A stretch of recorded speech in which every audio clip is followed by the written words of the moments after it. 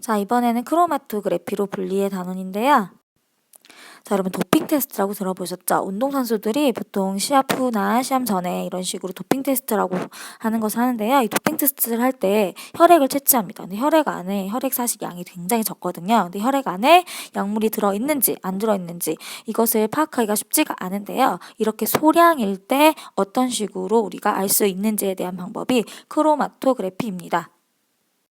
자, 선생님이 수업 시간에 실험을 하나 할 텐데요. 이렇게 길다란 거름 종이를 이용할 겁니다. 이 거름 종이를 받으면요. 이제 아래에서 한 1cm 정도 또는 2cm 정도 되는데 여기 선을 이렇게 그어요. 선을 그은 다음에 여러분이 할 일은 여기다가 검정색 수성 사인펜으로 점을 이렇게 찍습니다. 점을 찍을 때는요. 한 번 찍고 막 이렇게 두껍게 한 번에 이렇게 칠하는 게 아니라 한 번 찍고 살짝 마르면 또 찍고 그 위에 또 찍고 또 찍고 이런 식으로 찍는 게 맞습니다. 그래서 작은 점을 여러 번 찍도록 합니다. 자, 그 다음에 이 종이를 가져다가 이렇게 눈금 실린더에 집어 넣을 텐데요. 자, 집어 넣을 때는 일단 이 점이 있는 이 부분이 이 아래에 가게, 이 점이 있는 부분이 아래 쪽에 가게 이렇게 끼우고요. 보통 이렇게 해서 고무마개를 씌워도 되고 고무마개 테이핑해서 이렇게 붙여도 되거든요. 붙인 다음에 끼우는데 여기다 이제 물을 사실 넣고 합니다. 근데 이 물이랑 이 점을 찍은 부분이랑은 닿으면 안 돼요. 그래서 물이 한 이 정도까지면 점은 한 이 정도에 있게끔 이런 식으로 해서 설치를 하고요. 기다리면 됩니다.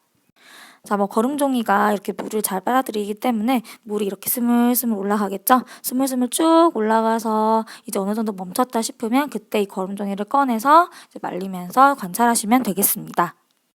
자, 여러분이 실험 결과는 따로 파악하겠는데요. 자, 예를 들겠습니다. 이런 식으로 검은색 색소를 여기다 찍었는데 분명히 천천히 여기다가 선생님이 물을 이렇게 통과시켰죠. 근데 물이 이렇게 막 올라가는데 잘 봤더니 이 검정색 색소가 여러 개의 색깔을 나눠줍니다. 잘 봤더니 A, B, C 이렇게 세 가지 색소로 나누어졌다는 거죠. 이게 왜 그러냐 봤더니 자, 이렇게 색소가 지금 물에 녹습니다. 자, 이외에 물에 녹기 때문에 여기서 이 물은 사실은 용매죠. 자, 근데 용매를 따라서 올라가는데 이 속도가 A, B, C가 다르다는 거죠. 자, 쭉 똑같이 용매는 그냥 거름종이를 위를 타고 가는데 C는 아주 빨리 제일 위까지 이렇게 갔고 B는 지금 두 번째 한 이 정도까지밖에 못 갔고 그 다음 A 이렇게 됐죠. 그래서 딱 봤더니 여기 색소에서 쭉 따라 올라가는 속도가 C가 제일 빠르고 그 다음 B, 그 다음 A였다는 거죠. 그래서 용매에 따라서 이동하는 속도가 어떻다? 다르다. 그래서 용매를 따라서 이동하는 속도가 다른 것을 이용한 이것을 가져다가 우리가 크로마토그래피 이렇게 이야기를 합니다. 사실은 이 용매가 물일 수도 있고 알코올일 수도 있고 다양한 용매를 쓸 수가 있는데 우리가 그냥 물을 사용한 것 뿐이거든요. 그래서 그 특성에 맞게 용매를 사용하시면 되겠습니다. 자, 이 크로마토그래피의 가장 큰 장점은 첫 번째, 사실 우리가 사인펜 찍어봤자 얼마 안 되죠? 아주 적은 양이지만 분리가 가능합니다. 자, 두 번째는 여러분 실험이 쉽나요? 어렵나요? 굉장히 쉽죠. 그래서 쉽다. 그다음에 조작 같은 게 분리 조작이라고 하죠. 이 실험 조작이 굉장히 쉽다. 이렇게 생각할 수 있겠습니다. 그 다음 방금 수성 사인펜에 들어있는 색소들 같은 경우에 A, B, C 같은 경우에 사실은 성질이 굉장히 비슷하겠죠. 이 성격이 비슷한데 이런 애들은 사실 분리가 어려운데도 불구하고 자, 크로마토그래피는 분리할 수가 있습니다. 그래서 성격이 비슷할 때 분리가 어려움에도 불구하고 분류가 가능하다. 자, 그래서 따라서 색소나 의약품 이런 걸 분리할 때 많이 이용되고요. 그러다 보니까 도핑 테스트에 이용이 됩니다.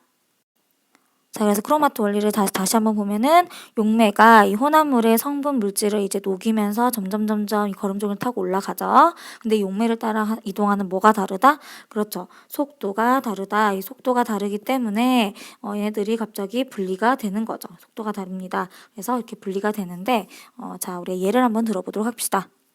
자, 예를 들면은 A 물질은 이런 식으로 자, A 보이시죠? 이렇게 크로마토그래피가 나왔고요. B는 이렇게 나왔고 C는 이렇게 나왔습니다.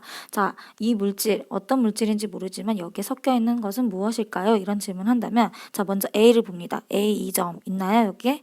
있죠. B 2점이죠. 있나요? 있죠. C 있나요? 있죠. 이 A의 모든 점이 다 들어가 있기 때문에 일단 A는 들어가 있습니다. 자, 그 다음에 B를 보시면은 B는 자, 이 점은 있죠. 그죠? B점, 이 점은 분명히 있는데, 자, 이 점이 없죠. B점은 없습니다. 그러면 B는 안 들어가 있는 거죠. 만약에 B가 포함되어 있다면 이 모든 이 4개의 점이 다 여기에 있어야 되는데 하나라도 빠지면 B는 포함이 안 된 거죠. 자, C 봅니다. C 몇 개가 들어가 있죠?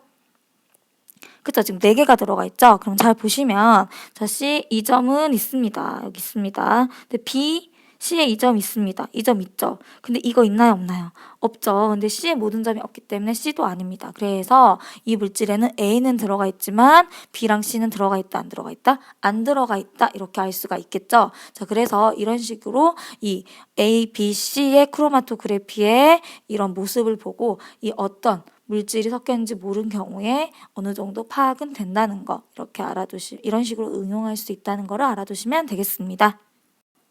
자, 그래서 오늘은 크로마토그래피, 자, 용매에 따라 이동하는 속도가 다르다 이 원리하고요. 이 크로마토그래피의 장점 이렇게 2가지 알아두시면 되겠습니다. 오늘도 여기까지입니다. 수고하셨습니다.